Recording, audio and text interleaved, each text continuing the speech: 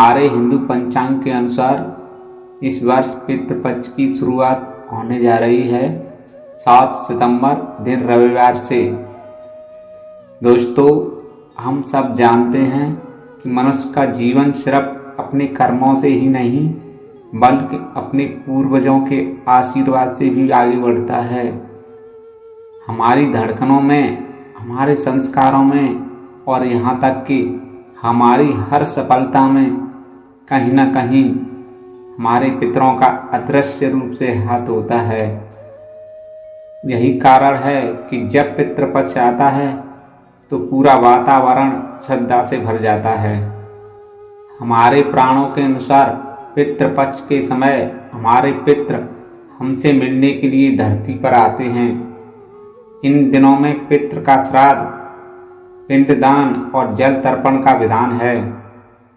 कहा जाता है इससे पितृ प्रसन्न होते हैं और उनका अपने परिवार पर आशीर्वाद बना रहता है। तो दोस्तों, इस वीडियो में बताने जा रहे हैं सही और सरल विधि जिससे पितृ प्रसन्न होते हैं और उनकी कृपा आपको प्राप्त होती है। आप वीडियो को पूरा अंत तक जरूर देखिए। पितृपक्ष 2025 में जल तर्पण की संपूर्ण विधि आपको शुरुआत से लेकर अंत तक हर एक विधि, हर एक मंत्र और हर एक सावधानी इस वीडियो में सुनने को मिलेगी। यह सिर्फ एक प्रक्रिया नहीं बल्कि हमारे पूर्वजों से जुड़ने का एक माध्यम है। तो आइए आरंभ करते हैं इस दिव्य यात्रा को। पितृपक्ष भाद्रपद पूर्णिमा से शुरू होकर आश्विन अमावस्या तक चलता है। मान्यता है इस समय हमारे पितर धरती पर आते हैं और अपने वंशजों से तर्पण की अपेक्षा रखते हैं।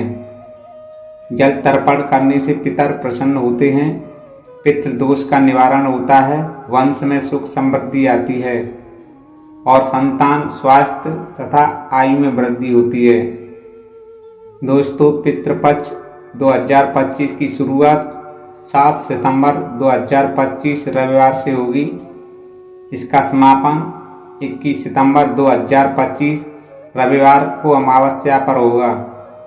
प्रत्येक तिथि का संबंध अलग अलग पितरों की मृत्यु तिथि से है। जैसे प्रतिपदा, जिनकी मृत्यु प्रतिपदा को ही हो, और इसी तरह अलग अलग तिथि के अनुसार अमावस्या तक पितृपक्ष चलता है। जल तर्पण की तैयारी हमें कैसे करनी चाहिए? सूर्योदय से पहले उठकर स्नान करें, उसके बाद शुद्ध सफ़ेद वस्त्र पहनें। फिर ये सामग्री लें, पीतल या तांबे के लोटे में स्वच्छ जल भरें, उसमें काले तिल, जौ और कुसा मिलाएं। दक्षिण दिशा की ओर मुख करके बैठें। पितरों का स्मरण करते हुए कुसा की अंगूठी यानी पवित्री पहन लें। लोटे से जल धीरे धीरे अर्पित करें और मंत्र बोलें। ओम पितृभ्यं स्वधाय नमः। जल को 3 बार अर्पित करें। फिर बोलें ओम मातामहभ्यं स्वधाय नमः। जल को फिर 3 बार अर्पित करें। उसके बाद बोलें ओम प्रपितामहभ्यं स्वधाय नमः। जल को 3 बार अर्पित करें। प्रत्येक बार मन में पितरों का नाम, गोत्र स्मरण रखें। अंत में हाथ जोड़कर प्रार्थना करें, हे पितृगण, इस तर्पण से आप तृप्त हों और हमें आशीर्वाद दें। तो दोस्तों, अब बात करते हैं जल तर्पण के विशेष नियम और सावधानियों के बारे में। तर्पण हमेशा दक्षिण मुख होकर करें।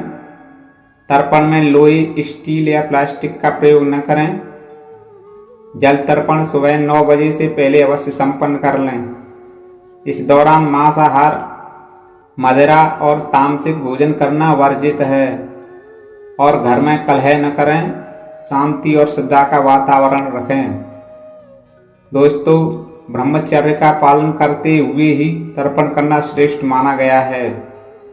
जल तर्पण के साथ साथ भोजन कराना और दान भी अत्यंत आवश्यक है। काले तिल, अनाज, वस्त्र और दक्षिणा दान करना चाहिए। गाय, कौवे, कुत्ते और ब्राह्मण को भोजन कराने की विशेष परंपरा है। यह सब पितरों को सीधे प्राप्त होता है। विशेष कृपा पाने के लिए तर्पण के बाद तुलसी के पौधे में दीपक जलाएं।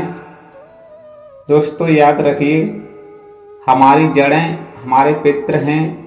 जिस वृक्ष की जड़ें मजबूत हों उसका तना और शाखाएं सदा हरी भरी रहती हैं।